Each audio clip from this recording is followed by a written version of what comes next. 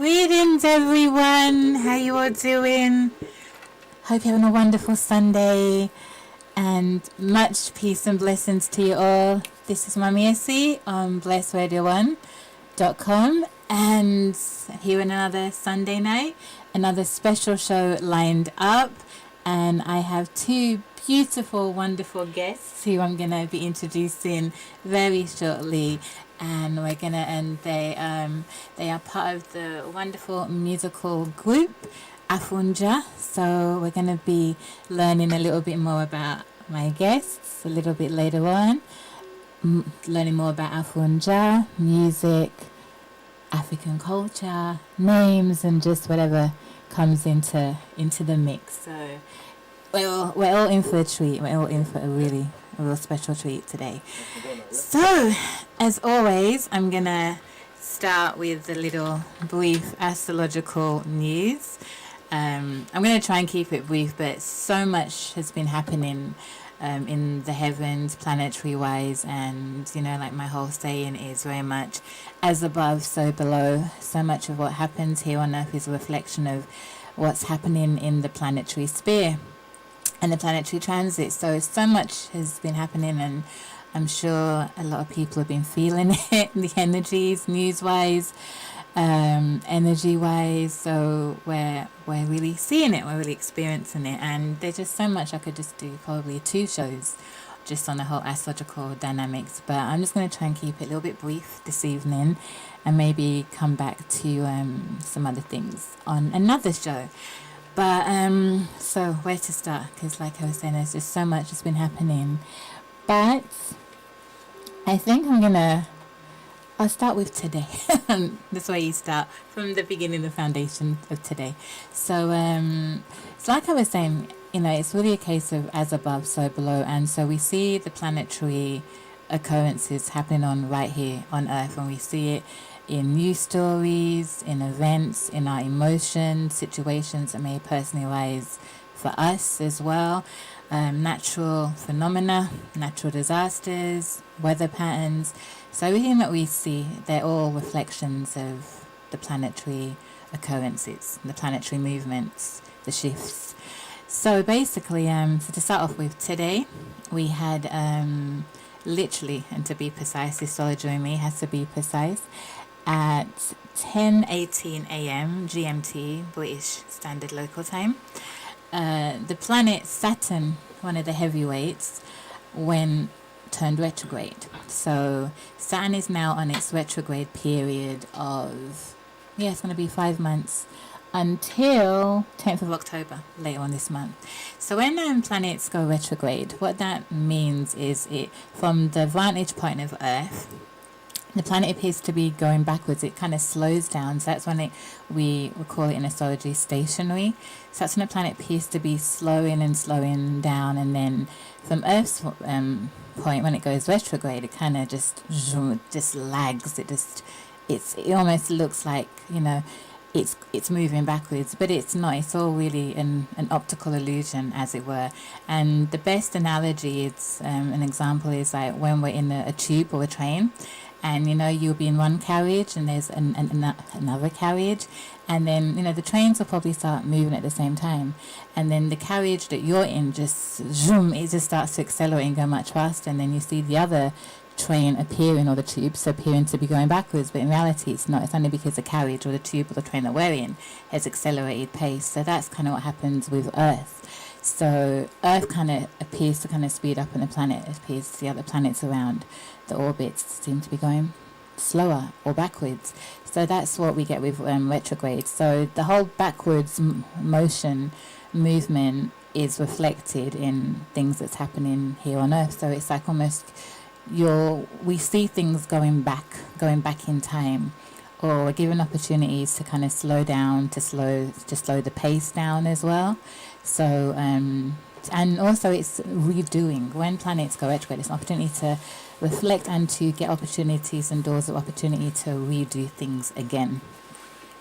And you always see that when, particularly like astrologers, because we map and we watch all of these occurrences and see how they're played out on Earth, stories and news stories and patterns that are going to happen. And so with today's retrograde of Saturn, it's at 13 degrees and in the sign of Aquarius, the sign of the people, and it's making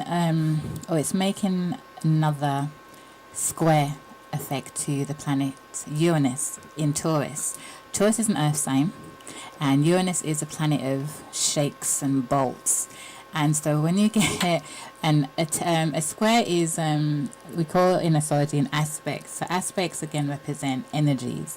So it's squares represent tension and friction. So when you think of that friction occurring, in the earthly plane, it's like the tectonic plates. When the tectonic plates of the Earth's crust start to move and condense together, we get earthquakes.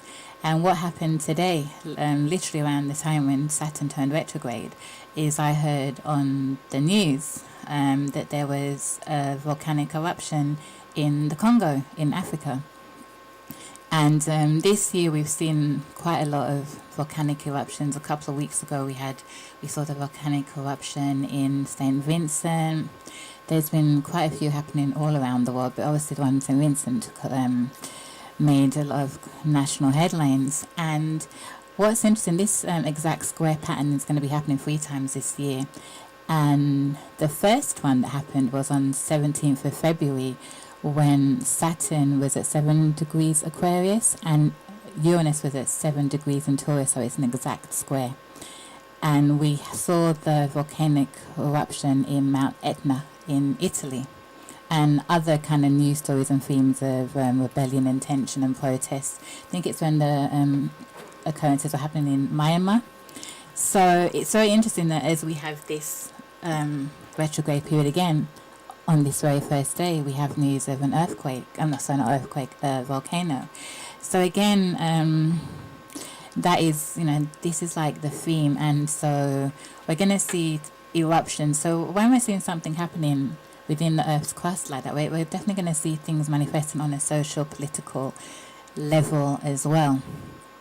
So there's going to be another exact pairing or squaring between Uranus and Saturn. That's going to occur around the 15th or the 14th of June.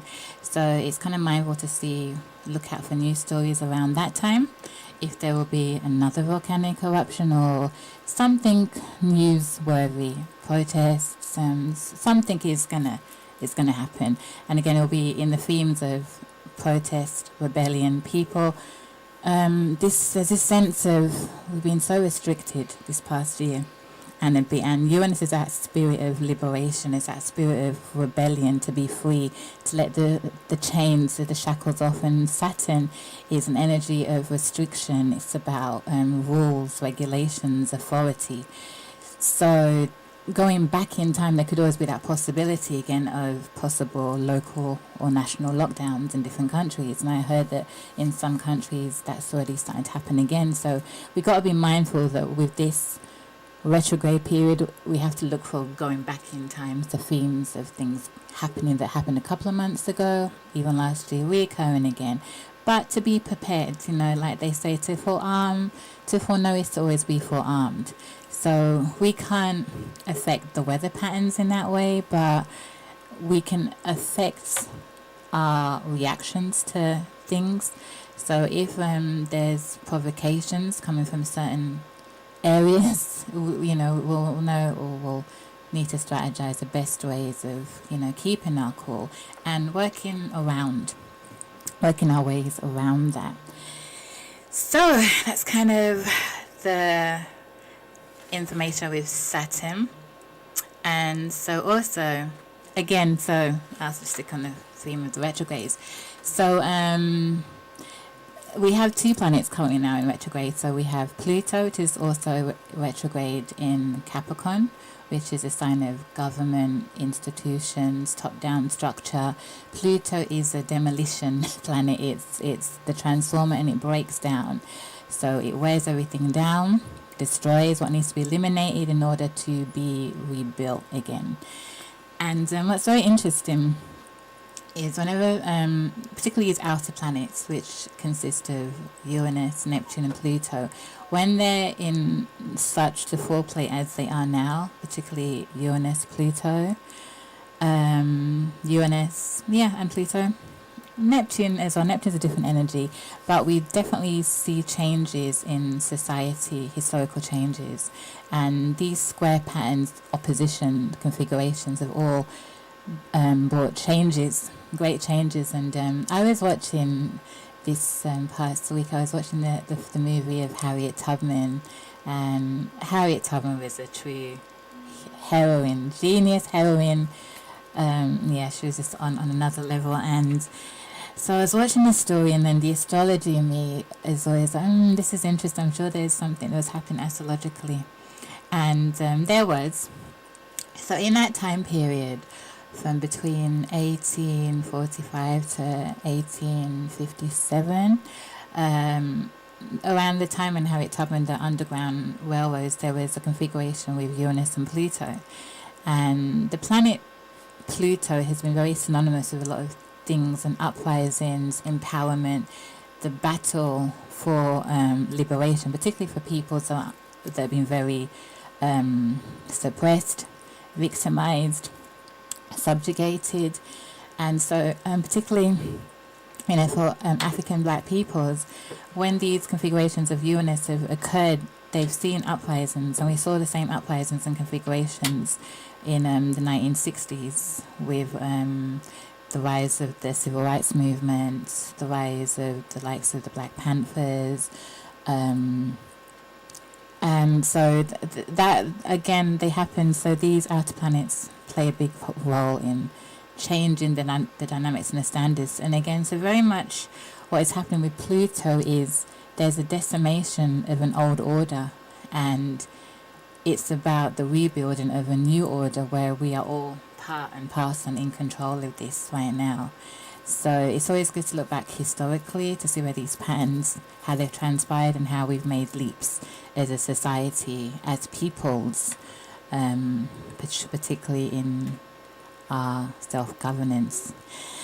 And so with that, another planet's going to come into the retrograde mix very soon, and that will be Mercury, the planet to do with the mind, communication. And Mercury is currently in its own sign of Gemini.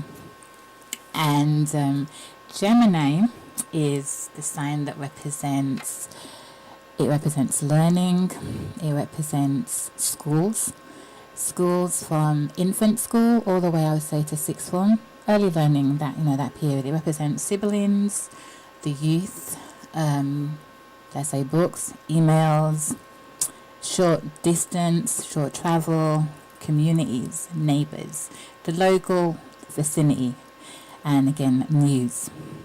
And so what have we been hearing this past 2 weeks, particularly in the local communities? It hasn't necessarily made national headline news, but we've been hearing a lot of the stories of the attempted abductions of children, particularly black children. And it's been the local communities, again, that have, been taken and sharing these stories and wanting to look at ways of how we as communities can help protect and safeguard our children and the children within the communities. And one things is in one community, but it can consistently gets broader to all communities. So again, when I'm seeing these stories, again, I'm seeing it's a reflection of Gemini and Mercury, because we're seeing news stories to do with children, youth, and these abductions are happening near schools, or as children are on their way to school, to go into school. So again, it's short journeys. So we have to be mindful of these. When these things are happening, it's the time. And also the sun entered the sign of Gemini on the 20th, just Thursday gone. So when the sun enters the sign for the month, it highlights, the sun is the illuminator, it highlights matters and areas that governs the signs that it's in. So this is why we've been hearing so much of these stories. And because Mercury is also in its own sign, it's giving it more power. So it's something that needs to be aired. This is something that needs to be discussed and needs to be brought out into the open. So, and when Mercury goes retrograde on the 29th, we're gonna again, we might hear more of these stories, or it's going to be a time and opportunity to be reflecting back. So maybe more of the powers that be are going to be getting more involved. So we need to look for that. So and Mercury is, no, actually Saturn is making a sextile to Chiron. Chiron is a planetoid known as the wounded healer. And a sextile is what we consider a good aspect. A square is a challenging aspect, but sextile is something that is good, something that's positive. So it's when as two planets are 2 signs away from each other. So and so Saturn's association with Chiron, because Saturn also represents authority. So, adults taking responsibility for something, and also with Chiron, healing. So something is going to be healed from all of this anguish, all this angst and this pain and frustration. Something good is going to come out of it. And sometimes these things are uncomfortable, they're horrible to hear, or horrible for people to have to experience. It needs to be out there to address something. So again, that's something for the next 3 weeks as Mercury goes retrograde to pay attention to look at, and also for personal healings, also for ourselves as well. So for some people, depending on where the planetary aspects are in their own charts, it will trigger certain things for them, and certain healing episodes may give birth and come forth. So I just wanted to share that part as well. And also just another kind of side note, the whole thing with Gemini and news. And this past week, again, as above, so below, we heard the 2 stories of the 2 princes, Prince William and Prince Harry, and the news story with the BBC, which is, the national main media news outlet, or, channel as well. And again, so it's very much associated with Gemini and their siblings, because Gemini represents siblings. And so we're hearing a story that's come out of when there was the interview with their mother, Princess Diana, in 1995.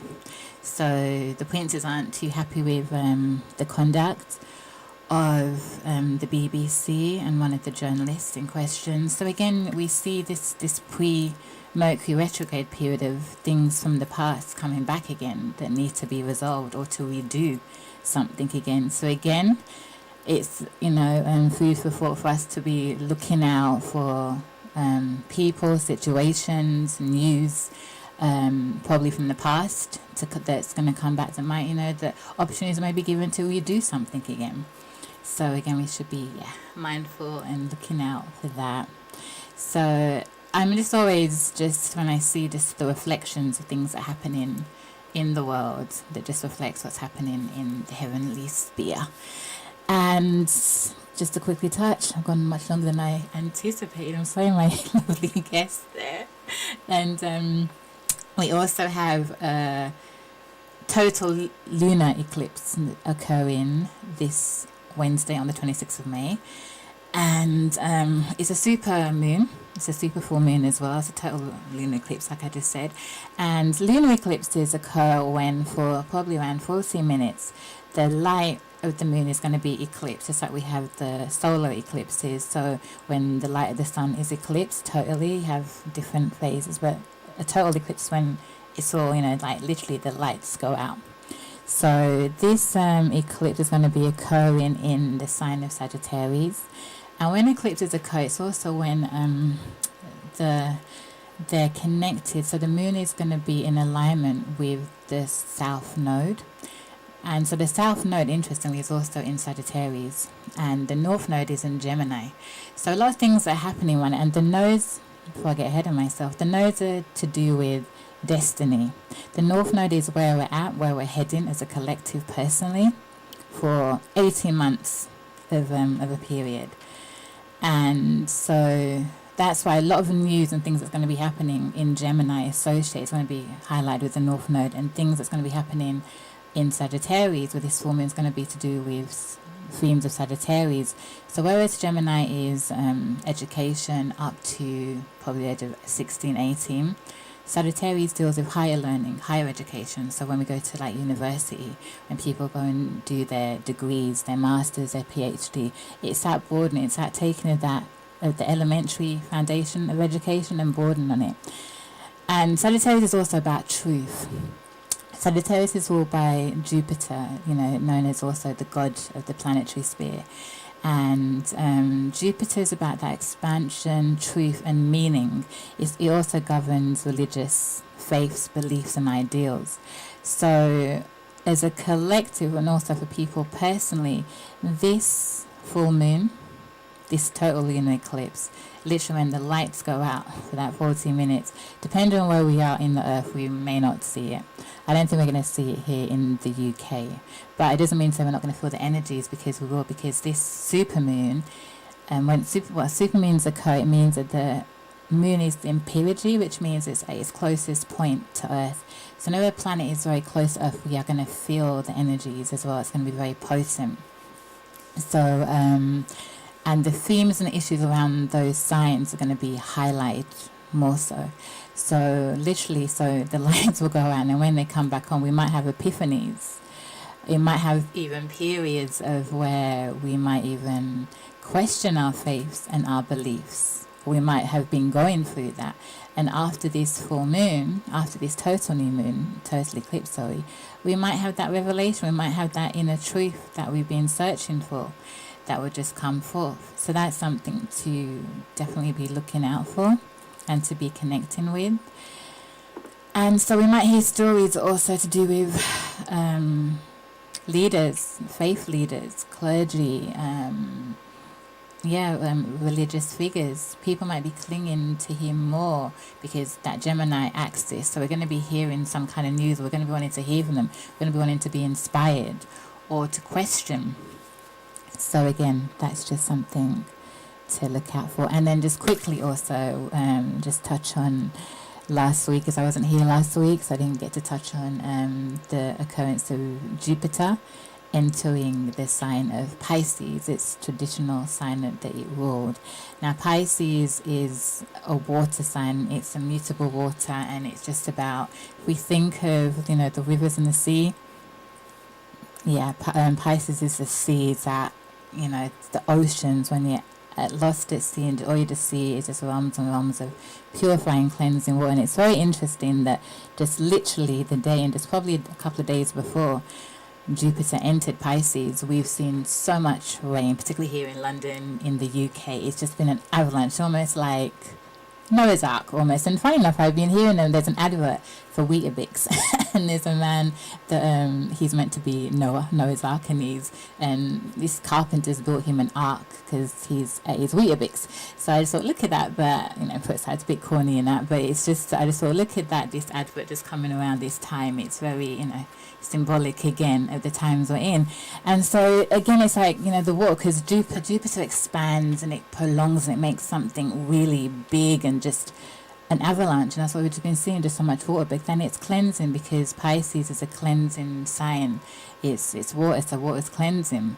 So maybe the atmosphere, the elements out here needed that. We needed that cleansing.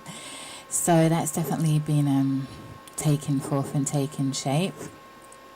And also it's a very spiritual sign. So for the next 2 months, whilst Jupiter's going to be in Pisces, we're going to naturally be connect more of our spiritual sides.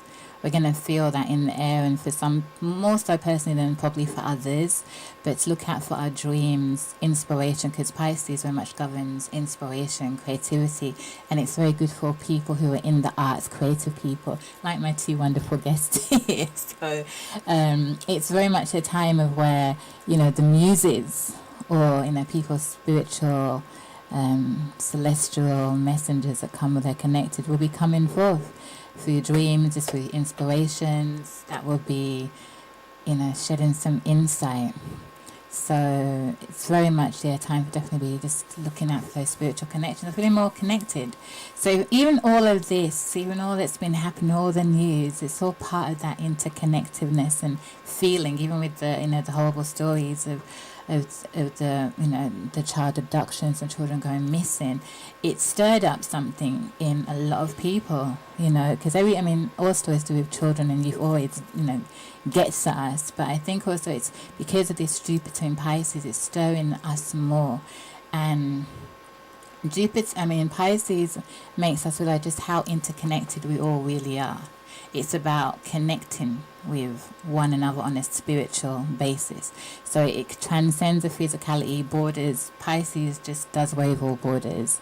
It's kind of, it's like, or when you have, I kind of think of New Orleans when the, I forgot the name of the border that was there. Levy, wasn't it? The levee, that's right. So thank you. The levees, when the levees came down, all that water just poured out. That is very much a sense of that Piscean energy. Just whenever man creates nature, that force of water, which is a very natural and soothing, flowing energy, but it's very powerful. It's very dynamic, and it just goes to show. We think of more like the element of fire being so potent, but water can be very potent when it's ready. When something just needs to just cut forth to transcend, it will do that. So that's just, I think that's my little astrological breakdown there for everybody. So, so let's just be mindful and looking out for, the news and the planets. All right then, listeners, now get to the crux of the show tonight.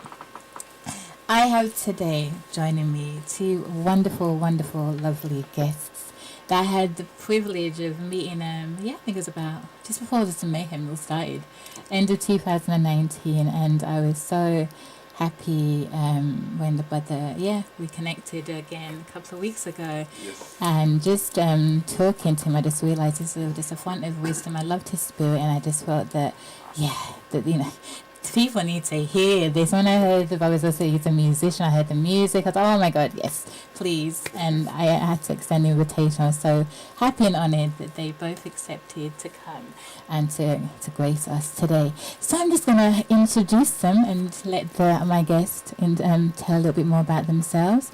So I'm here with the wonderful brother Afolabi. Yes. And Sister Biola. So welcome. Thank you. Welcome. How are you both doing tonight? We're both fine. I'm very well, thank you. Yes. Very well, thank you. Thank you so much for coming today. And yes, and you are both musicians, artists. Is that what you say? Well, You call you describe yourself. Let me describe yourself. I'd say I do play music, and Biola has been very helpful, supportive towards the music that we play. Yes. And I play music with a friend of mine, a very close partner, who's also called, his name is Mark Christopher. Mm-hmm. And we've been playing Afunja music for quite a while now. Nice. So... Wow. Wonderful. Now, the name of the group, Afunja, can you explain a little bit what that means? Yes, the name of the group means African funk and jazz, and that's how we got the name Afunja, meaning Afunja music. Afunja, lovely. And so you're inspired by all African types of different styles of genres of music? I'll say more I'm inspired by various types of music, but I'd say my music is influenced by my background growing up in Lagos, Nigeria. Oh, lovely, nice. So I do listen to all types, even classical music, jazz. But I grew up with high life music, Afrobeat, Fela Kuti's music, and also grew up with Osibisa, and there was a band in our school days called Ofege. Okay. So these were the kind of influences apart from Western music that we bought. Lovely. Wow.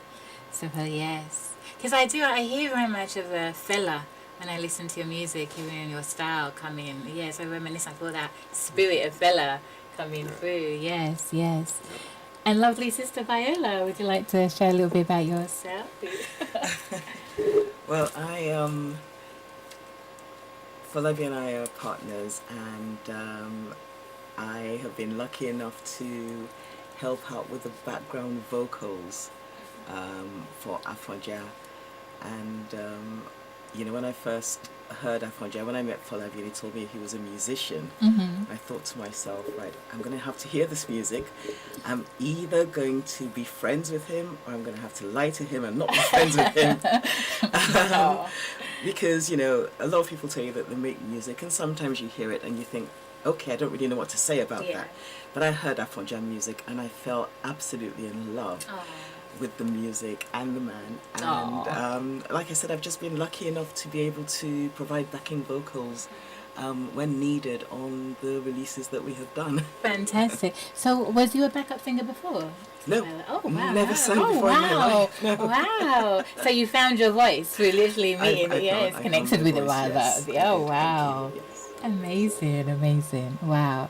So brother Afolabi, I love, well, I just have to ask you about your name because I've yet to meet a wonderful Yoruba person their name doesn't have some beautiful meaning. That's what I love so much. There's always a beautiful meaning associated with Yoruba names. And I know that your name has that. Would you, and Sister Biola's as well. So would you mind sharing? I think it's... Well, interestingly enough, our names have something like, they have exactly the same alphabets, apart from mine having the extra F. So you get a Biola in Afolabi. Oh, wow, look at that. Oh, wow.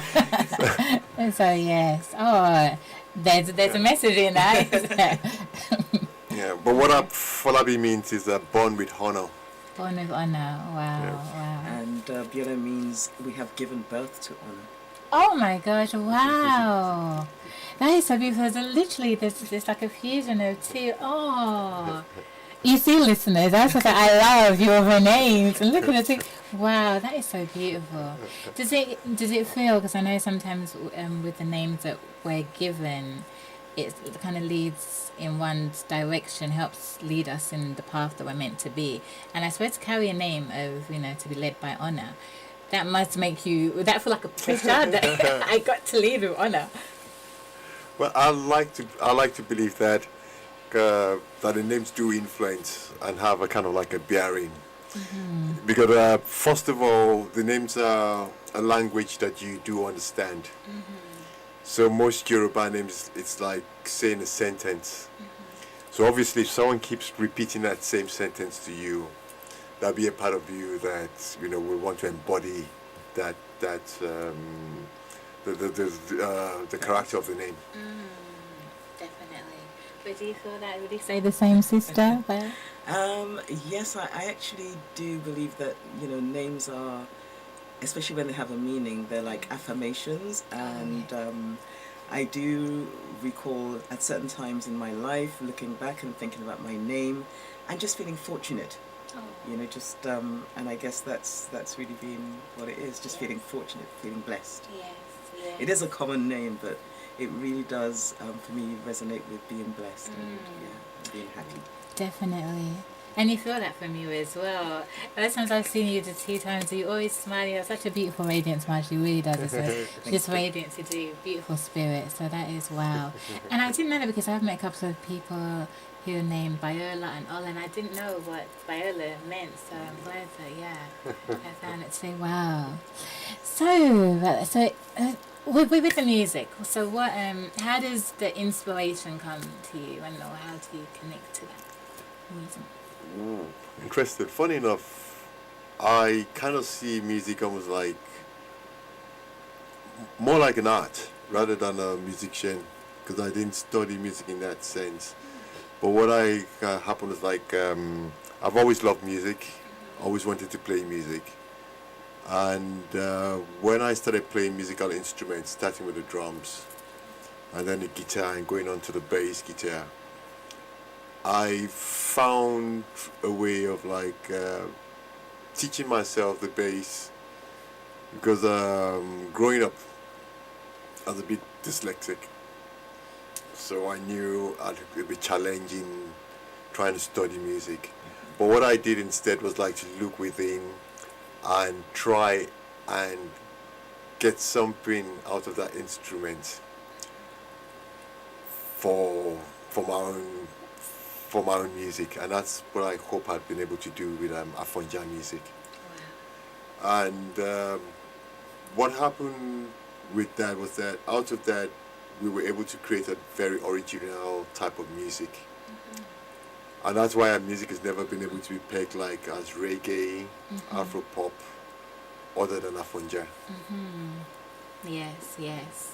So it's very much your own. It's a distinctive style. It's a distinctive style. Yeah, which is good in itself, because I think that's what artistry should be about. It's you carving and creating your own niche and your own stamp. That's you. That speaks of you and your talents and what your essence.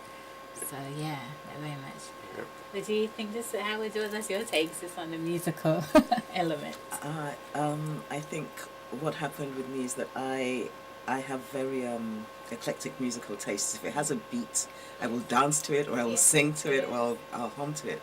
But what I found with Afunja music was that it kind of went beyond, you say that there's music from the heart, but this for me was kind of resonating with my soul.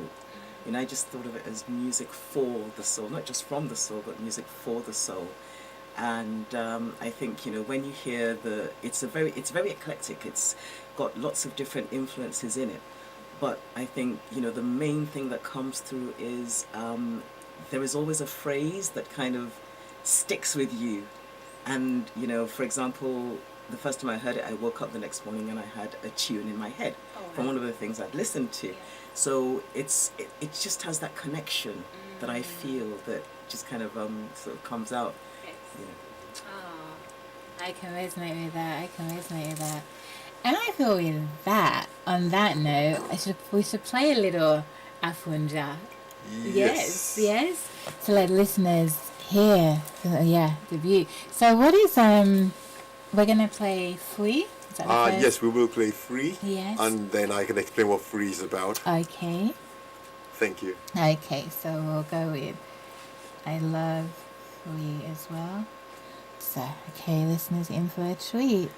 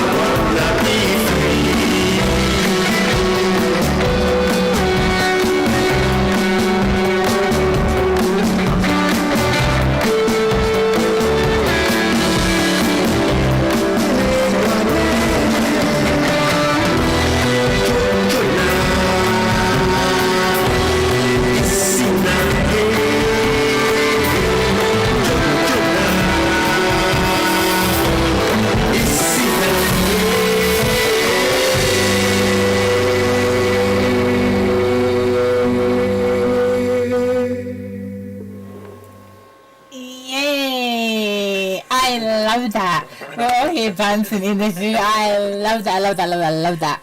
Oh, that's my favorite. Oh, I love all the messages, but I love free. Oh, so further, Sister Biola, can you share the definition? I mean, what free? What free? Free. Is this? Well, what free is about? It's a song about God being free, free to everyone. And the lyrics go, in our hearts we look for holy messiahs, but our faith can't take us any higher. Oh, wow. And then it asks, who will marry God? And also says that who will carry God? So it sings about our direct relationship with God. It's like, it's got to be like a marriage. We've got to be prepared to carry God along with us in our lives. Oh, wow. Yes.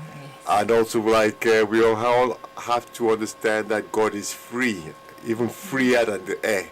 Yes. Because yes. unlike air, you won't find air in space, but you find God anywhere, even where there's no air, where there's nothing, you will find God there. So that's what the song is about, that how do we carry along and become, or remember that we're part of God, and feel a bit freer to express ourselves. And it sings about bringing good home. And the home that it refers to is that spiritual home, the home that we have within ourselves, that my friend, bring good home. And that's what the song is about. Oh, that is so beautiful. Wow. So I do when you like one of the lyrics there, and it says God is for everyone, God is free. That is so true. It's everybody. It's so true. It's so true. That is such wow. What spirit, what mental space were you at for that to just come? It's so profound. Was it through meditation, just reflecting? Just where did the lyrics and the whole concept? But I think the lyrics come just generally from my experience in life, and maybe relationship with life itself. Because I'm that kind of person, I believe that creation is the spirit rather than a science. And if we can kind of understand that, maybe we'll be able to understand more of what we hear. And with music, the philosophy behind the music is that we usually, when we sing in most of our songs, there are two words that we use. And one is Jojona, and the other one is Isina. But these are words that have no cultural reference to any cultures, but they have reference to the philosophy or how the views that the music would like to share. And for us, when we sing Jojona, we're actually talking about that infinite aspect of our existence. And when we're singing about Isina, we're speaking about the eternal aspect of our existence. And maybe through meditation, or whichever way, I have only been able to experience existence in its infinite form, and also in its eternal state. Oh, wow. Yeah, and that's what I'd like to share with this music. Those two things can be created, and they can be taken away from us. And it's those two things that we always will have a relationship, even with God or anything else. It will be in an infinite space, and it will always be an eternal experience. So that's what the music is about. Wow. Oh, that's so beautiful. That's so profound. Sister, I understand, Sister Biola, when you said earlier that when you listen to music, you wake up inspired the next day. And I'm going to be inspired tomorrow. I'm sure the listeners will be in that. Oh, that's just, oh, wow. That's Sister Biola, how can you share? I know you have some gems. In that must, yeah. That's just, I'm speechless. I'm just, oh, wow. I actually don't know anything that I could possibly add to that explanation to make it even more perfect. I think that from the words of the author himself, from the mouth of the author, you've just heard exactly what the song is about. It's very deep. Very and deep. It fills you with, at the same time, even though it's something deep, it still fills you with this lightness, this gaiety, this happiness, this joy of life. It's such a happy, bouncy tune. It just always makes me smile. It does. It does, and it's true because, like, you know, you saw me here all dancing away, and I love the guitar. I've got a thing with guitars, and I hear the guitar playing. Oh my god, I love the guitar, but that and then you get transported in that happy, you feel yes, and then but it's true, the words, and it always gets me when I'm dancing and I'm listening to the guitar and the whole sounds and the whole musicality. It's just when I hear that God is for everyone, God is free, and it just always brings about that, yes, this song, yes, it's lovely, it's light, it's beautiful, and it brings it up, but there's a deep message there. There really is a deep message, and sometimes, you know, the messages as well, it can penetrate for our subconscious that way. It doesn't always have to be like we have to be sitting reflective in a meditative state. Those, you know, inspirations to that meditative state can come. Yes. Would you agree with that? I definitely agree with that. I agree that that state comes to us every time. But it depends on how we identify that state.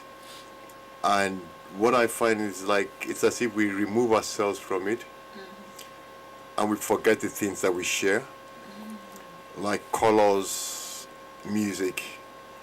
And these are the things that actually bring us together, the real simple things. And for the music, we're trying to make that common. So it's something we can understand that, look, reality is something shared. And the way I see our world, it's like for a long time we've been told that we live, we're different entities living in the same world. But what I would like to say with the music is that we're actually different worlds living in the same entity.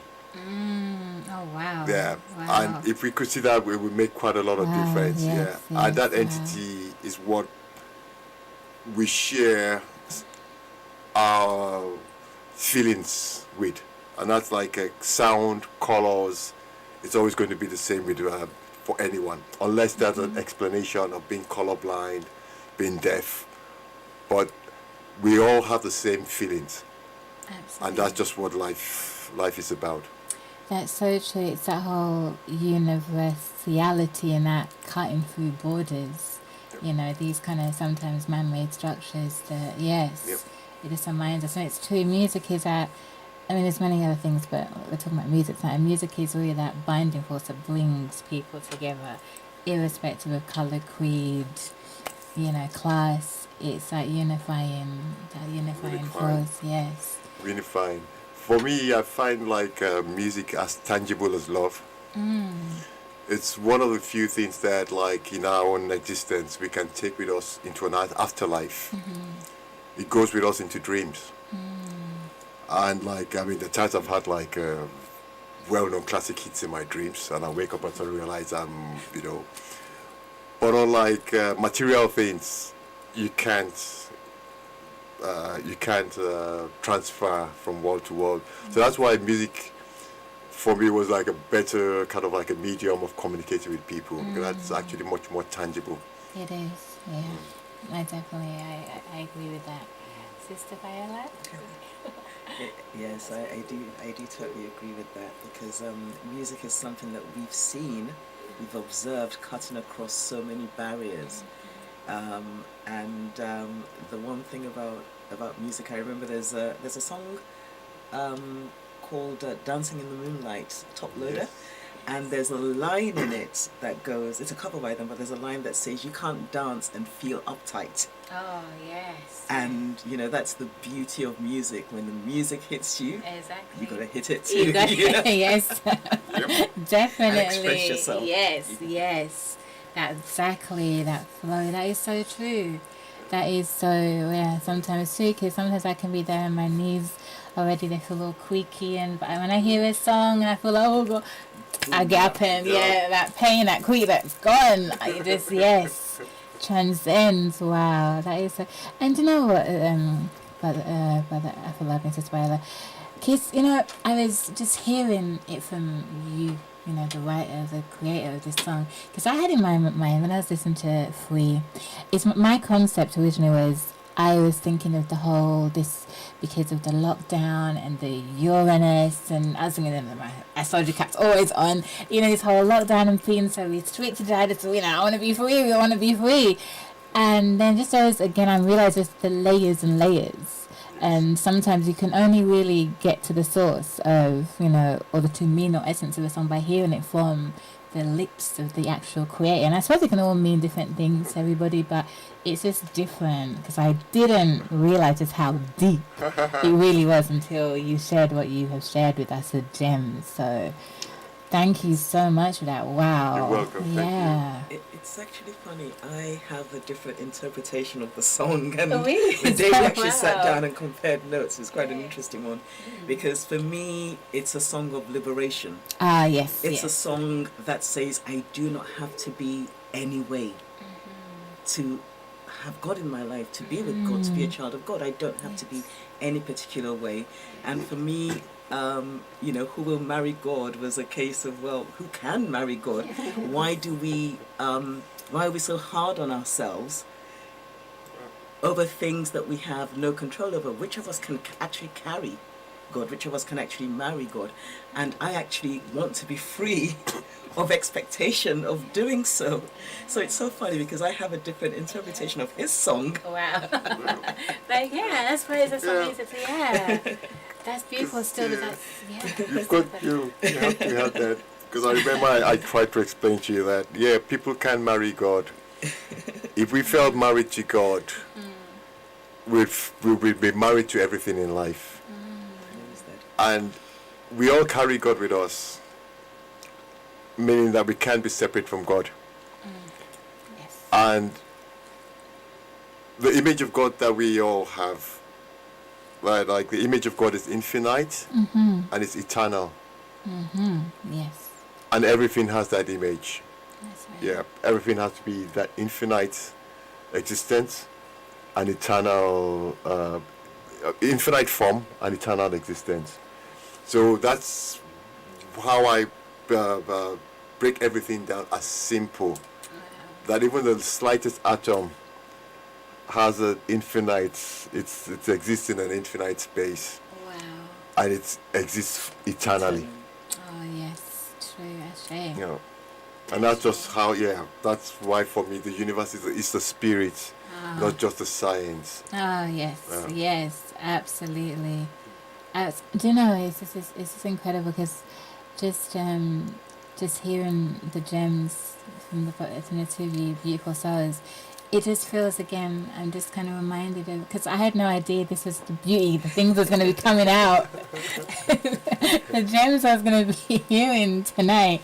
And again, I'm just thinking it's just a prelude because of this full moon. So you are that conduit that's coming, Sagittarius, and the energy we're talking about, faith, God, Yes. that transcending, going into a deeper level of inner meaning and inner standing.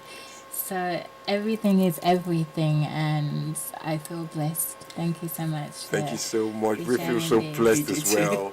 Because when you mentioned those changes, we kind of had to smile here. And it's just so true to what's going on.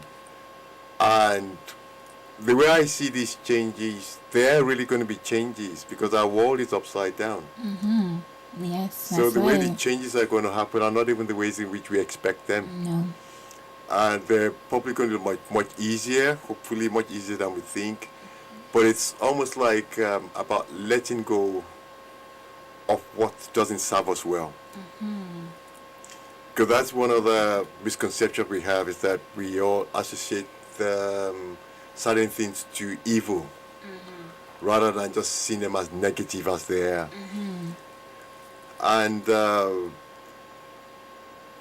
what I hope is that we can see ourselves more as spiritual siblings. Yes. Yeah. Because that really is what will bring us together at this point in time. Oh my Yeah, gosh, we've got to yes. learn to be, to bring ourselves together as a family. That's so true. That's so And I'll carry on anyway. But No, please carry on. Yes, I'm loving this. the reason why I used the word said sibling is that like we've always felt like when people do good, they will go to heaven. But we've never considered that where do we come from? And what I'd like to do with the music is remind people that, look, it's obvious we do come from heaven, if there's such a place. But heaven for everyone as well, we've got to understand that, because in this present day, some people would think of heaven in its literal term.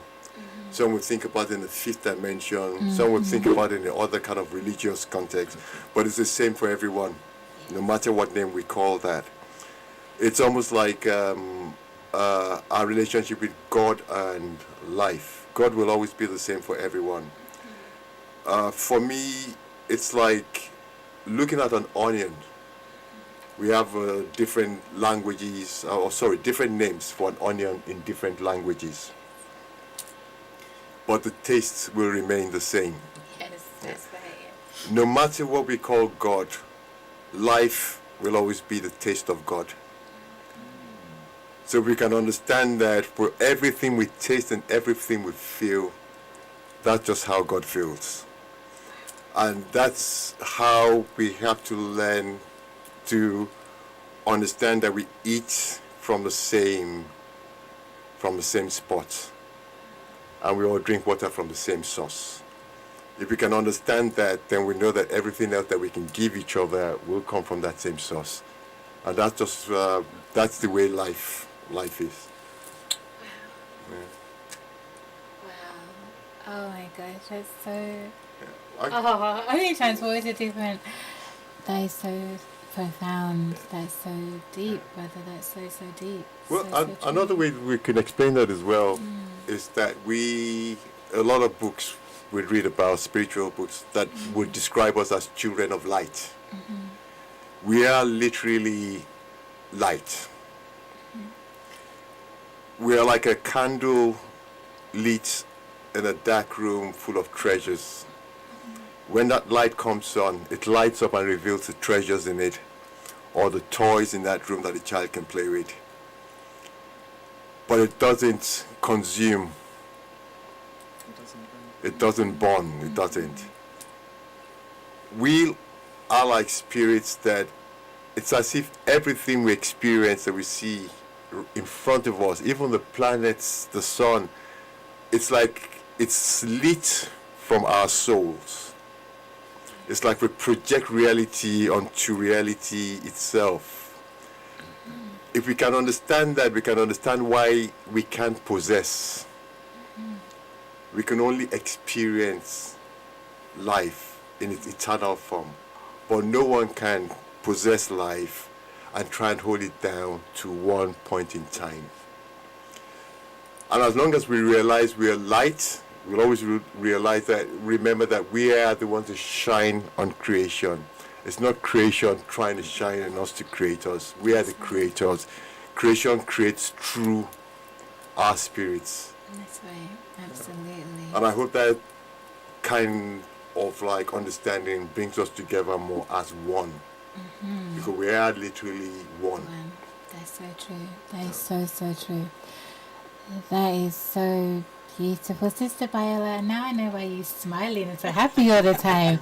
Every day you'll be hearing this, and I know you are just as wise and profound. Now I know why Brother Afolabi is also so happy. These two are gems, my gosh. Wow. So I'm speechless. It's not to make me speechless. I just don't know what to... I'm just absorbing all of that. This is so deep. I was not expecting to be taken there tonight like this. This is a spiritual sermon within itself. It really is. Thank you so much. I really mean that. I'm hearing something from myself personally, and I'm sure this will affect and touch many of the listeners as well. It's like you're saying something to my soul that I kind of knew but didn't fully know, but I needed to know. This was a time that I really needed to be heard. It's saying, I mean, I've heard a lot of you hear a lot of spiritual lectures, a lot of spiritual teachers, but this is what, hearing how it's coming from, the sincerity, is doing something to me on a totally different level that I haven't experienced. Really, I'm not just saying this because you were here. This is something very. I wasn't expecting. And then I was not expecting to be taken where somewhere so deep. I just want to cry. That's just how. Wow. Oh my gosh. That's so deep and such gems. I just.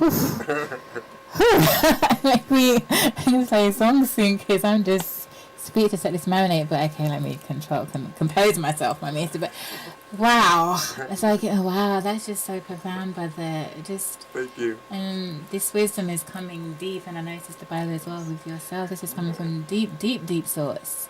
This is an ancient soul that this is coming from. An ancient vessel soul of a high-bodied. I wanted to thank you as well very much because this is actually my first radio show. Oh wow! Wow, amazing! You would never have known. Oh wow! At the moment you invited, I kind of like looked at me and said that I think it's all starting, which is what you spoke about, the stars, the alignments, and thank you so much for that because that also confirms what we kind of suspected, that there is a lot of movement going up there. But this time around, no one's going to be preaching to anyone. Mm-hmm. We're all going to try to be reaching out to each other because there's really nothing else to learn. You know, all there is to know. Yes. Yeah. Yes. And it's to know that, for example, that we come from heaven and we go back to heaven, whatever that concept of heaven is. It's important people understand that. I'm not religious, but I've read all our most religious books and I listen to all kind of like teachings. I believe that if you're looking for something, if you find it in the first place that you're looking, then you're not looking for it. That's true. And I knew I wasn't going to find the answer to religion in one place. Yes. Because religion for me was just not only about what was being taught, but was also about what people believed. And I had to understand what do people believe compared to what they've been taught. But I was raised in a Christian background, so I'd only use Christianity as an example. And we all know about the Lord's Prayer. The Lord's Prayer where it says, "Their will be done on earth as it is in heaven." That's right. Yeah. It's as if it expects us to know what is done or how it's done in heaven. And that's true. Yeah, we do come from heaven. We knew how things were done there. But we've all kind of lost a kind of connection with that spiritual part of ourselves. I'd use a Yoruba proverb, and in Yoruba it says Ọlọ́run má jẹ́ ká rìn síbi tí ojú Olúwa kò dé. The translation of that is that let's pray we don't wander away out of the sight of an omnipresent God. Oh wow. Yeah. Wow. Because one thing is that one of our greatest gifts that the universe, God, or whatever we call our creator, the divine being, one of the biggest gifts that we have is choice. That is never going to be removed. Yeah. Then the other blessings that we have is eternal life. Because it means if anything died that was ever created, it would be like the whole universe died. And that's just impossible. That's why we are all witnesses to one eternal moment. There are no two other moments. And also, if you look at a lot of religions from Islam, Christianity, they'll all describe God as almighty, not as half mighty. So this separateness that we have from God, we have to try not to feel that way. It's like an illusion. It's a delusion. In a sense, we have to even thank God for being so mighty and be so invisible. Oh. right? You know, because it means we can go to the toilet and feel, you know, have a perfect moment, you know, right? And when we're being intimate, you know, of course, a lot of people are going to shout, "Oh God, you know." Oh, yes. But we still have the feeling that God can't watch over us. Yeah. But that's just, it's that relationship that we have. So we have to start seeing things more in its entirety and also understand why should we love each other. Because love is not a requirement, it's just an understanding. Yeah, you love what you know you're part of. You love what you know you are. It makes a lot of sense that we're all part of each other and we could not exist without each other. But how do we find that balance now? We have to use that choice that we've been given. Because another other things that we are always afraid of is this idea of judgment. You've got ideas of Armageddon, we've got ideas of like end of the earth, apocalypse. But in real truth, I don't think a lot of people want to admit that God will not judge. God does not judge. And neither can any of us judge each other. But it doesn't mean we do not have judgment. And that judgment that we have is that judgment we have to rely on now. Because God has given us judgment not to judge ourselves, but we'll have to judge our world if we're happy with it. And the more of us that can make that judgment, I think it will be enough for us to turn our world around. That are we bold enough now to ask ourselves that, yeah, let's judge your world. It's not working for anybody. And let's be humble. Let's care for each other and know that we have the gifts and intelligence to make a better world. So these are the kind of things that are going to be asked of us, that want to remove that fear. There's never going to be any kind of judgment or anyone going to some place called hell. That's not going to happen, because in God there's no evil. God would not create hell. The only thing that brings about hell is when we fall into that illusion that there is no God. Then obviously everything, our understanding of the universe, we start to misinterpret it. Because when there's no God or there's no creator, we now start removing compassion, right? When there's no God, we're removing life. Then all these things start creating death, dying, because actually nothing happens afterwards. And that's one of the things that is hindering us, our fear of death. We've had this illusion that we die, and yet we don't. Not in the way that people have embraced it. Because we have to remember as well that in our Father's house there are many mansions. And if this reality is one mansion, obviously there are many other mansions for us to visit. And the divine will never keep us in one space forever. It will be like holding us, it will be like putting the universe to stop. It will be like an imprisonment, right? The universe is a creator. It creates. And whatever it creates needs to be experienced. And that's just the nature of the universe. So we're always going to be creating, always going to be experiencing, but we're never going to be in one place forever. We're never going to be imprisoned in one place. But we will never be placed in a shell, in an imprisonment. We'll always be in an infinite space with an eternal spirit. So what we have to now think about now is not the fear of death, but if you really think about infinity, we all have to sit back and say, all right, what are we going to be doing forever? Yeah, and I think that itself is, for me, has been the biggest burden, that, all right, are we going to be doing this forever? So you can understand why there always has to be change. Yeah, because that's just the nature of forever. It is. That's a constant in life, in the universe. Change. It has to. Nothing stays the same, or so it becomes stagnant in anything is a miniature death. It So is. you need the movement and the change, definitely. Wow. Oh my gosh. This I'm just hearing a sage and a wonderful sage in Queen Biola as well. This is so because in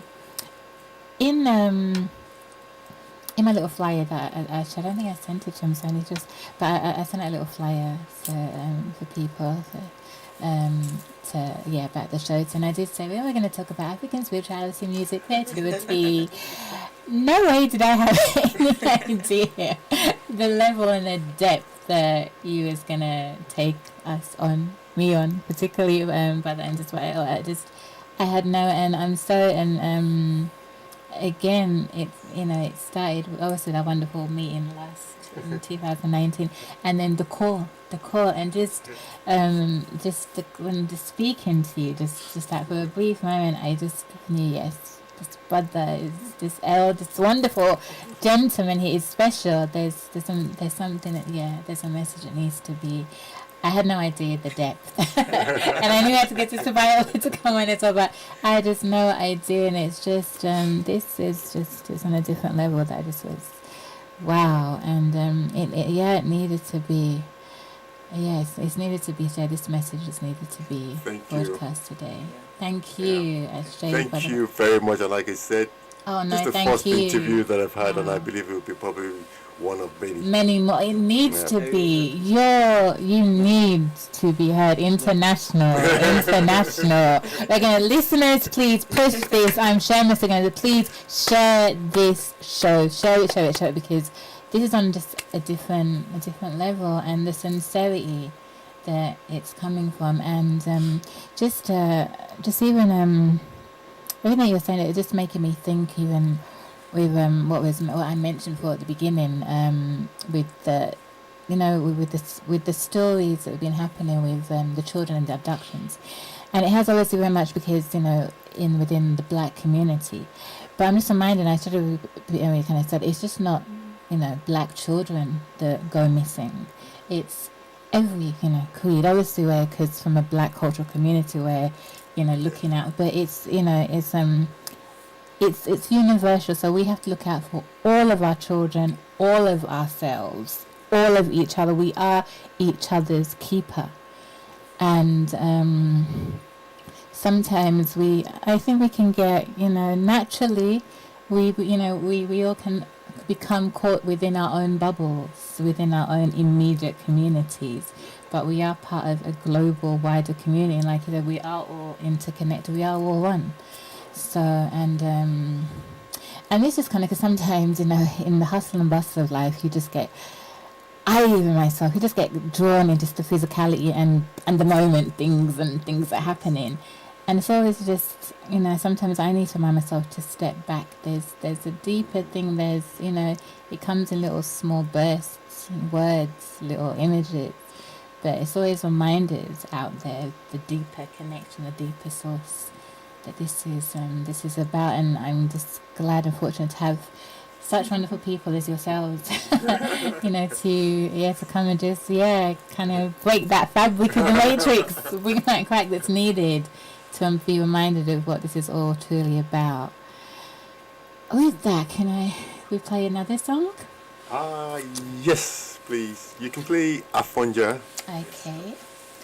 That's named after the music and the band. That's the first, that's an easy one. First song. Lovely. Okay, I'll play this one.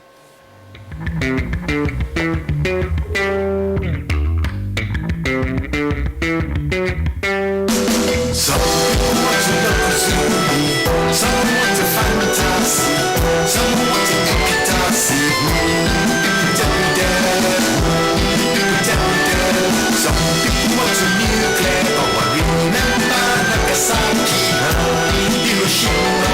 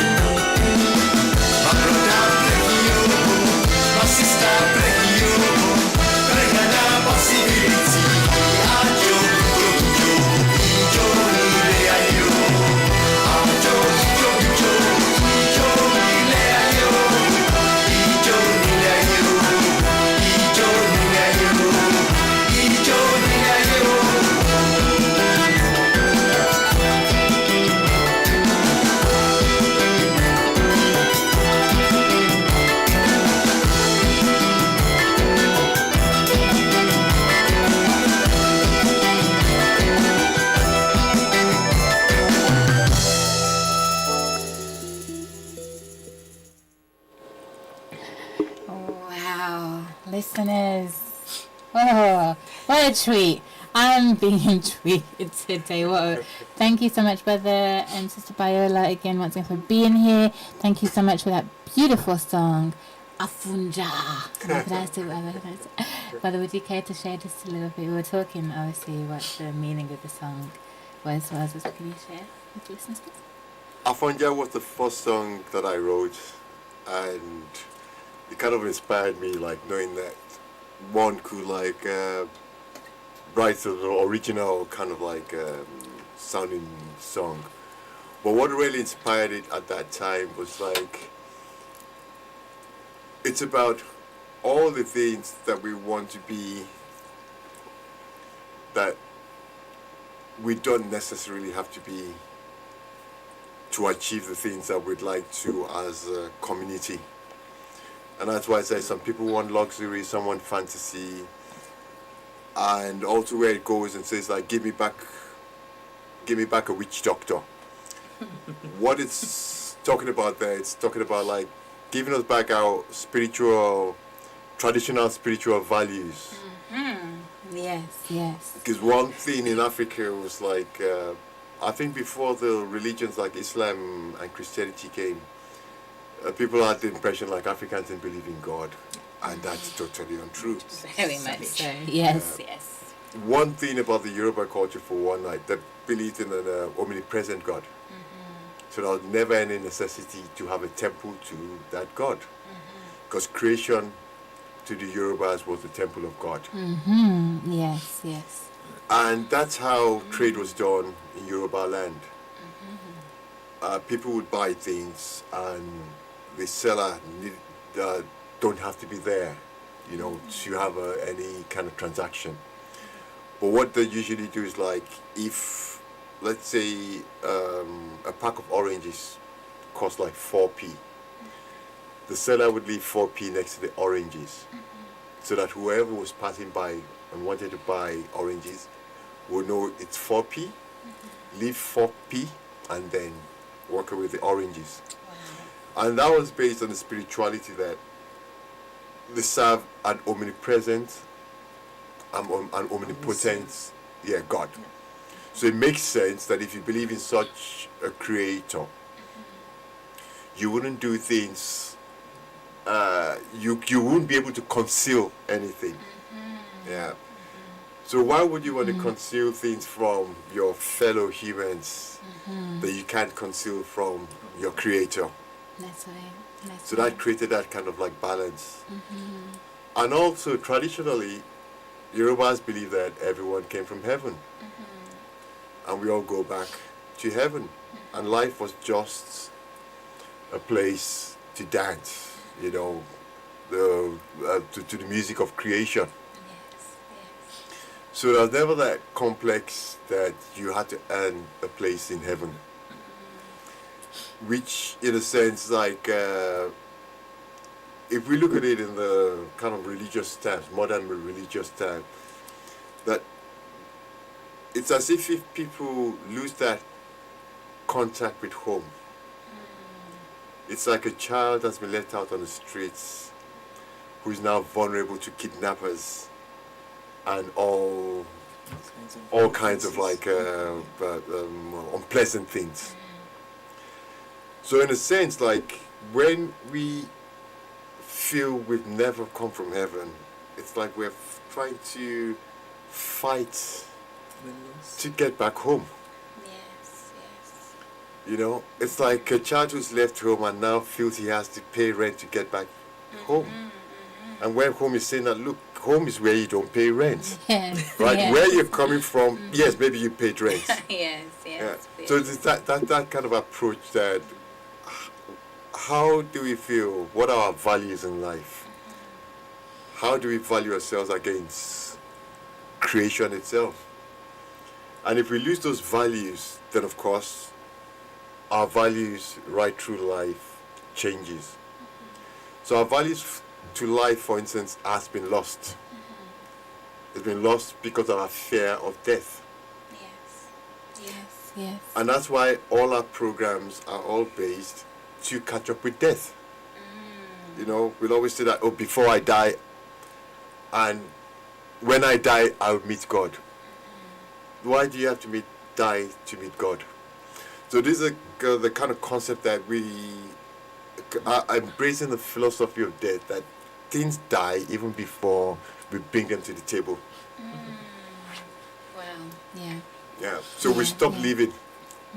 Yeah, because we're all trying to prevent ourselves from dying.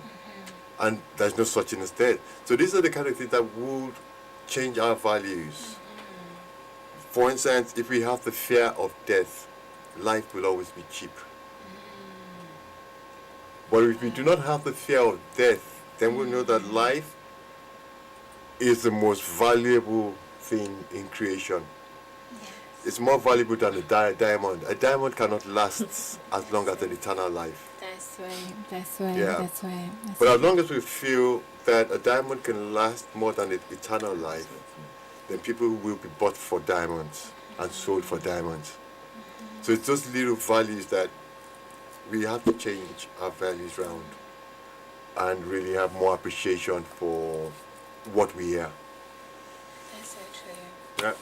So something else came, but if it comes back, I'll remember and I'll talk about that. But you mentioned something about like, are we the only creation? Yes. Would there be other lives? Of course, yes.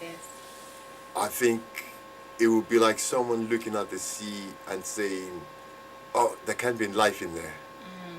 That's impossible. Yes. Yeah, that's not the nature of the universe. The universe, the nature of the universe is life. Yes. It has life in every corner. Even on the human skin, right? They can pick life from your hair, independent. They can pick independent life from your toes. So yet alone, right, you know, you look up at the universe and you feel that we're the only ones that created. That's another myth. It's not helping us at all because we are not alone. Nothing's ever going to be, nothing's ever really going to be a danger to us as we fear. Because everything experiences life from the point of view that each of us experiences life as a sentient being that cannot possess what it experiences, but can only experience it with feelings. And that's why they've always said feelings are the language of the soul. That's right. Yeah. Yes. How do we make each other feel? That's right. And how do we ourselves feel? And that's where we are now, that we have to understand that what we have is so big, it's actually calling us up, that so we don't limit ourselves, you know, to what we can be. Absolutely. Yeah. That is so true. That is so true, and it's true. It's like you said about Afolabi, because I always when I look up in the night sky, and I see, you know, all the glistening stars, and I know I'm only seeing a little small percent of what is out there. There's as many stars, constellations, galaxies as there is the grains of sand and grains that we see all around us. And it's just infinite. How can you count the sand? Where would you start? It will be infinite. You'll be here. Literally, will be taken to how many different lifetimes, if it's even conceivable. You just can't. So when I look up there and I see down here, and everything is that true reflection. And I just think, just you made that beautiful point in that when we look at the sea, when we're just looking at the sea, we're just seeing, you know, the beautiful, the blue or the turquoise sea or the ocean, the water. But there is that life teeming down, you know. There's all these different forms of fish, life, coral reefs, all kind of, there's another world going on right there coinciding with our world right now, that unless we're actually scuba diving and going down, or you know, we wouldn't know it even exists. We wouldn't know. But it's there, and we're living side by side. And so it's the same thing up there as well. We cannot be the only local, you know, force out here. With all these teeming, all these, you know, stars, constellations, life forms, and that we're not even beginning to understand or to know about, but they're there. It's infinite. So of course we are intergalactic, and like you were saying, Sister Biola, if you don't mind, I'm sharing. You know, we have our intergalactic brothers and sisters. We do. You know, and that's not something that people should be scared about or to feel. It's, you know, it's true. How can we just look into all these life forms out, you know, look in the stars, know that these, you know, there's life forms under, you know, under the sea, even around us, in caves, in the earth, exactly.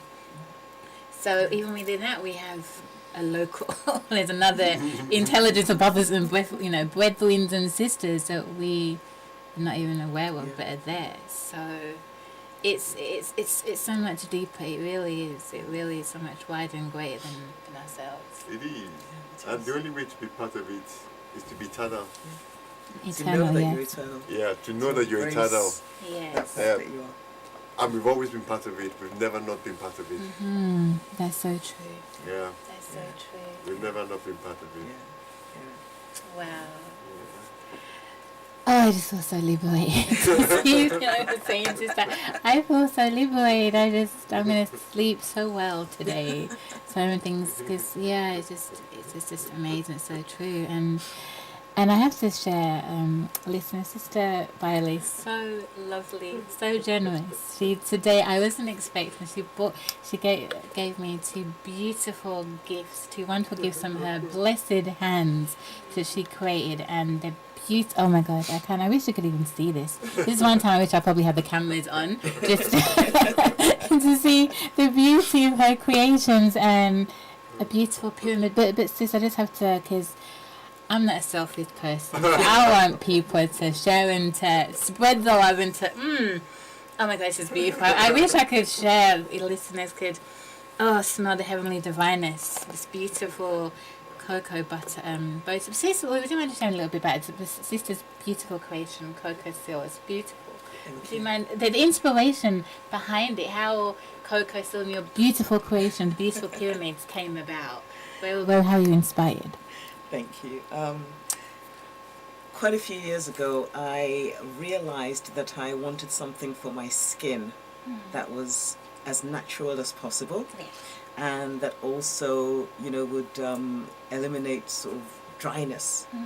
And I ended up, you know, experimenting with so many different things, and I finally hit on a combination of cocoa butter, shea butter, and coconut oil.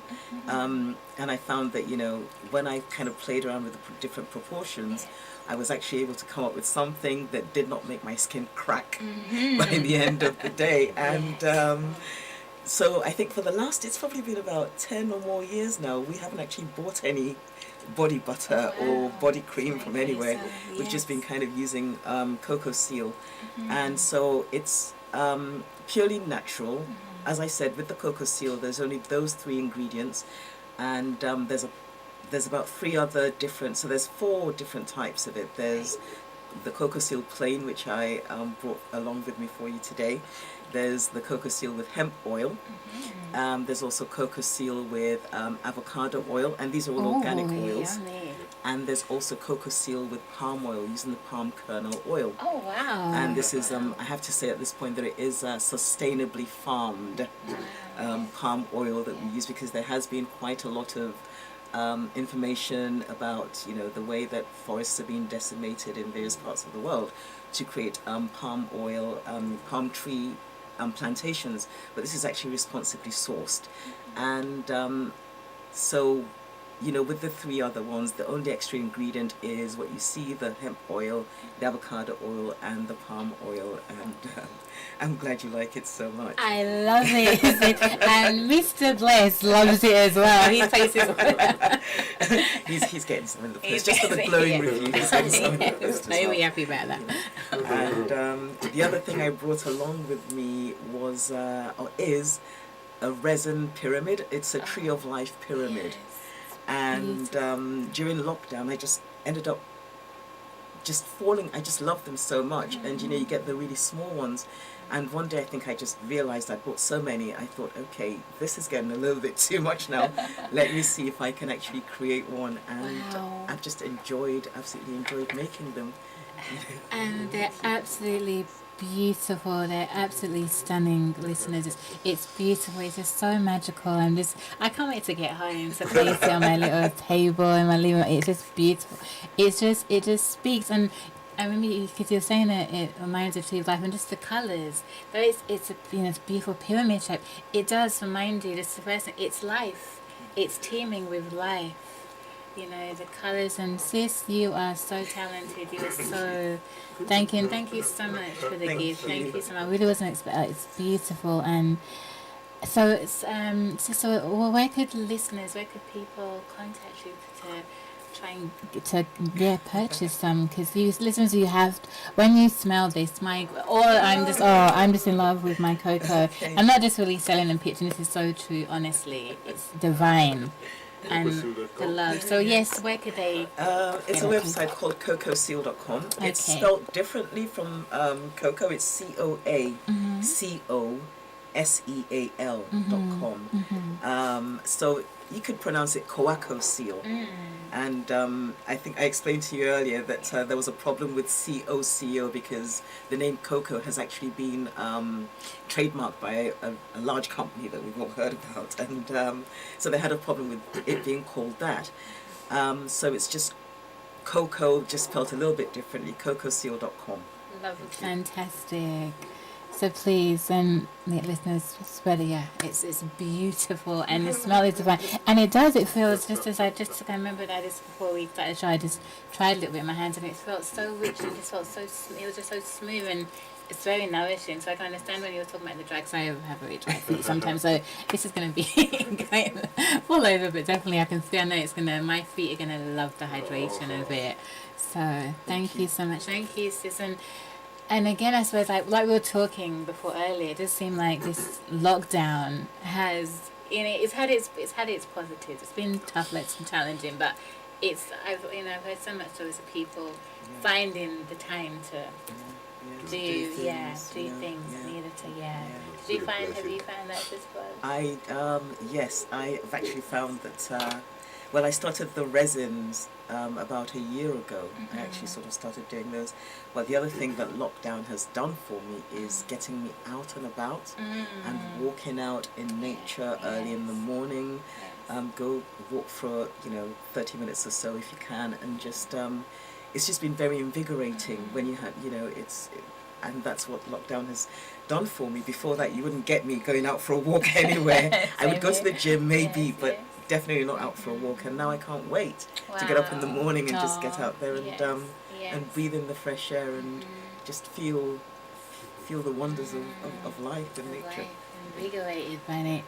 Yes, I can definitely attest to. I can agree with that, and I know a lot of people that I know, and family friends have said the same thing, and I think it's been needed. I think in a sense, we needed that time to just slow down and, like you were saying, brother and sister, to realize just that clutter and that chit chat and just. It's what about that meditative state. Something had to give, like you were saying, but something hasn't been right, and something had to just, reset. Had to. Yes. It had to, because we put it on boiler. Yep. Oh. Yeah. Yeah. There has to be that reset. Yes. And let's put it away, like the button was never turned off. Yes. That's true. That is true. Oh. So what are these two wonderful, lovely people's plans? As as the things are going to start picking back up pace. Where's Afunja? Where are you going to be doing tours? Are you gonna what's in the plans of people? What we hope is to have a venue where we can play from. Yes. And also make use of the internet online. We like to find a venue so that we can broadcast the events live. Because what we envisage is that with the music, we will be saying a lot of sharing a lot of truths with people. So we want to bring that live aspect to the music, and also create an environment that people can also ask questions, and where we can answer them. We will answer them. And what else would we say we're working towards? We're working towards an album to be released this year. Beautiful. And it's been an album that we've been, most of his songs, we wrote them like 35 years ago. Wow. Way before I came. Yeah, but at that time, as much as they tried to encourage us to release, we felt it wasn't the time for the music at that time. And one of the songs we wrote, spiritual songs, in the lyrics, it talks about the music being prophetic. Wow. So left to us, whatever work we did at that time, we were quite happy that at least we'd pick up when the time was right. And that's how we feel now, that there is that time to start sharing these kind of messages, because things will change. They will change for the better. And nothing's ever going to go as badly wrong as people may have feared. And this time around, we all expect there will be a bit of magic, but no one really knows what that magic will be. But from a lot of books, so in different ways that it's been predicted, we will get closer to God eventually. That's what I'd say. And also, like, what I'd like to talk about is that for so many people, some may refer to as God, some may call divine, some may call it like a dimension. But one thing is that we can't give God a name. That's one other thing where we get wrong. Nothing came before God to name God. And God, there are no two gods. So you'd only probably give something a name when there's something else like it. So that misconception that we have about God's name, we can all see how much trouble it's gotten us into.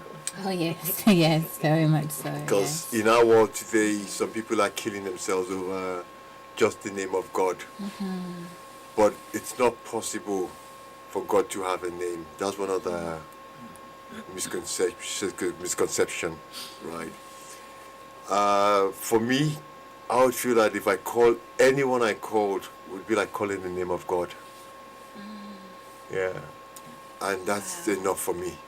Yeah. Yes, yes. So anyone, whichever way they called out, if you could reply and you know it's your name, it's like calling the name of God. That's right. Yeah, and that's where we have to get into.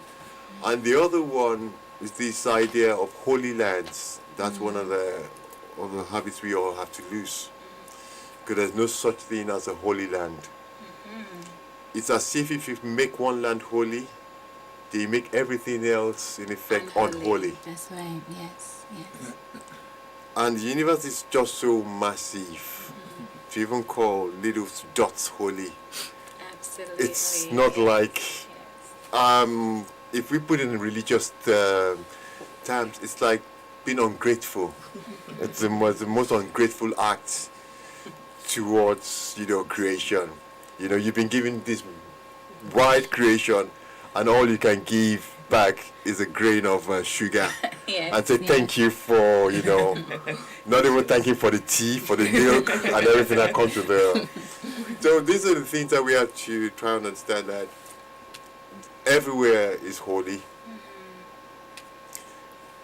And as long as you're a spirit, there's nothing that can be more holy than that. Yeah. So true.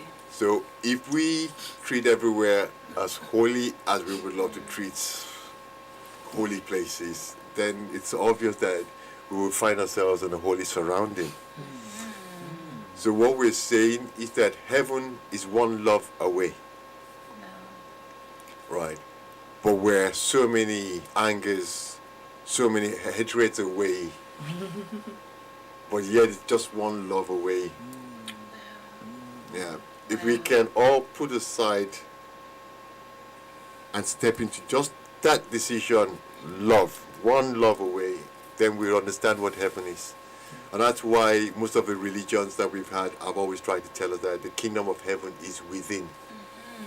Yes, Yes, Yeah. so true. Because no matter what you experience heaven with, it's going to be with a feeling.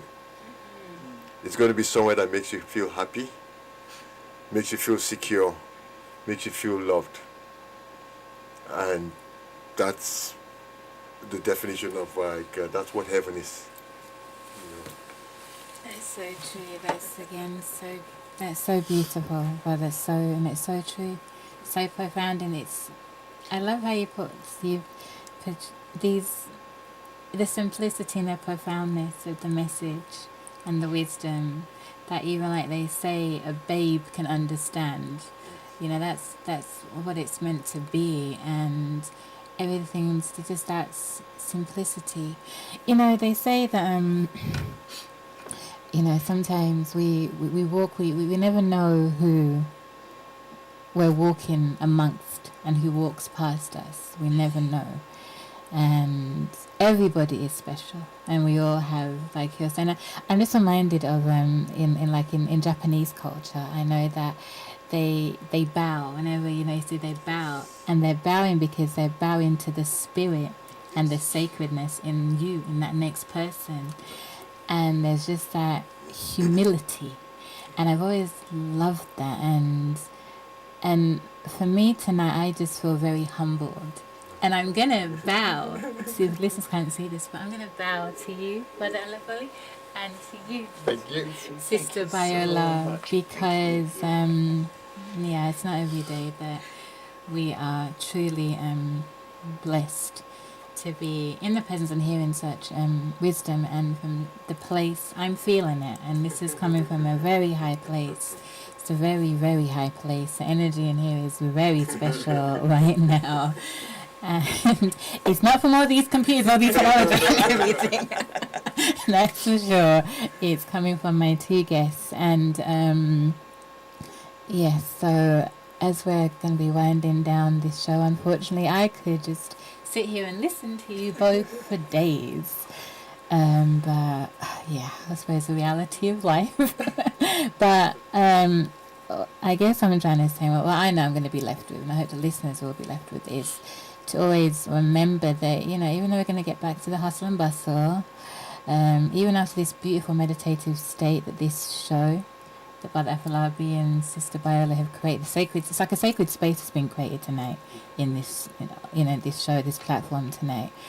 And as always, you come out and you step out of a sacred space and you go back to, you know, the world, everything. But what I'm going to be taking away is to remember that always that sacred space is always around. We don't need to go to, you know, buildings that are designated as holy and spiritual. We are it. We are the walking temple, and it is within each and every single one of us. Sometimes I'm going to be reminded of that. So when I'm getting, annoyed that the little glitches, the postman is late, Amazon is late delivering my stuff, and that's okay. Step back. It's all right. And yeah, just even that in itself, just to be reminded of it. And I know I needed that reminding today of that and of this. So that's why I'm so humbled, and thank you. And I'm just on a high right now. Thank you so much. It's not, every day I can just step aside and to hear this deep wisdom. And so Brother Afolabi, where could the listeners, if they would like to contact you to hear more Afunja music, your pearls of wisdom, because you're going to be, I'm making a prophecy right now. You are going to be heard and be here. People are going to be hearing from you far and wide. Because you are special, and so are you, Sister Biola. You are special. Thank you. Sister Biola. So this is the start of many. And I'm so humbled, and thank you in the Bless Radio 1. And this show was your first radio show, and wow. I'm humble. Thank you. And it's going to be the start of many, and not just even radio shows. It's a different plateau is awaiting you, because you have a message in Sister Biola as well. You have a spirit and a message and a gift that the world is going to hear of, the world needs to connect with, and yeah, there's so many special people out there, and sometimes we walk past them, we don't know. And that's why I love mediums like, radio shows, the internet. people can get to hear the sages, the priestesses, the prophets, and the special people. They're just the wonderful people, the gems. So thank you for coming tonight to Thank you, share man. your wisdom. Thank you, Thank Sister you, Biola. thank you for inviting us. Oh, thank you for so coming. much. Thank you so much. Thank you. Thank you, Blessed Radio. Yes, Mr. Yes, Bless. thank you. Yes, making this Leon happen. And yes, Bless and Leon for making it all, the magic happen. So, listeners, I'm going to be winding it down, and unfortunately, I really want to wind it down, so really. Do you know, doing these shows, for me, it's just, you just never know how things are going to, there's a magic that transpires, and all of my wonderful guests and shows, there's a magic that occurs, and but today I think I'm just gonna, it's transported. So I'm just I've been transported, I've been taken there. It literally is like, the sermon was brought, this is what a true sermon is about, and it's again so reflective. Again, I guess just the astrology, when we're talking about this, the super moon and the moon, because you're talking about feelings. The moon represents our feelings, our emotions, and the whole super moon is about the moon, the energy being very close to Earth, to us to feel this, and it's in Sagittarius, the message, the message, and like you said, the divine siblings, and it's a message, it's a truth, it's a spirituality. And I do feel, again, you are both that medium, that conduit of this energy, literally being brought down and manifested. So thank you so much. And thank you for the planetary energies and alignment. So this is special. And so please, listeners, spread the word with wonderful Sister Biola's cocoseal.com. It's cocoseal.com. It's beautiful, and the pyramids are just amazing. Take another level. You're both so gifted. Thank you. So, listeners, well, yes, me and my shows can go on and on. We always go over time, but it's a beautiful, and you're a beautiful couple as well. I love the love coming from you two. They're so supportive. It just, it's an inspiration. It's beautiful, and it's definitely, it's about love. It is about love, and we take love for granted, and we shouldn't. It doesn't always have to be about romantic love, because that just kind of is like the highlight of what we think. But no, it's just that love, that caring, concern, compassionate for your fellow human being. And we have a lot more love, we're going to get a better world. Yes. Because we're going to be bringing God closer to us. It's already there anyway. So listeners, I'm going to, be... if there's any last final words for my guests. Well, we'd like to thank them for listening. Yes. And what can we say? Bless you all. Your spirituality, we love you all. And what can we say? We're all siblings. We've been siblings a long time. We'll always be forever. And that's just the way, that's the way life is. Bless you all. Thank you very, very much for listening. Thank you. Bless you all, and thank you. Much love From us to too. you, definitely. Thank you for giving us the opportunity as well. Oh, thank you for coming. Thank Thank you so much. It's been an honor. So I'm so glad. Thank you. Oh wow. I'm just feeling I'm on a different level right now, I really am. I'm sorry, listen, I keep repeating myself so that, but I really am. But so I'm just gonna wish you all a wonderful week ahead. Much love and blessings to you all. And yes, definitely this was special. So the message tonight was special. And sometimes, some things we hear and we feel it. But I know I'm going to go back and listen to the show, and I'm going to get more out of it, and I'm going to get something else out of it and something else. Because it's like when you marinate, I just know, when you marinate in a piece, the chicken or meat and fish, it's not healthy, but, just that marinate, it seeps in, and you're going to get more and more out of the extraction. So I know this is definitely going to happen for me, and I hope and I'm sure, and it's that it will happen for most of the listeners out there. So please definitely share the show, because the message that Brother Afolabi and Sister Biola came here with was special, and it's from a different place, a sincere, heartfelt place, and it's a message. This is a universal message that needs to be out there. People need to hear and connect with this. The world, it's a resonance. This is a resonance. So yeah, wishing you all the best, and God willing, to see you all next week. And yeah, good night. We're gonna go out with another beautiful song from Afunja music. So, Brother Richard, quickly wanted to share a little bit about what colours means, what colours is about. Yes, colors is about the different colors of the world, This is the instrumental. and this is a colors instrumental. The vocals will be out soon, Okay. but it's about the colors of the world from different planets, different species, Oh wow. and Wow, this is just beautiful. That sounds beautiful. Okay, we're just having a little smoky retrograde, and also it's going to affect technology, family, people, so that's not a glitch. But okay, I think we're ready. Good night. Is this okay? Yes, acceptable. yeah, that's it. Okay, excellent. Good night, everybody.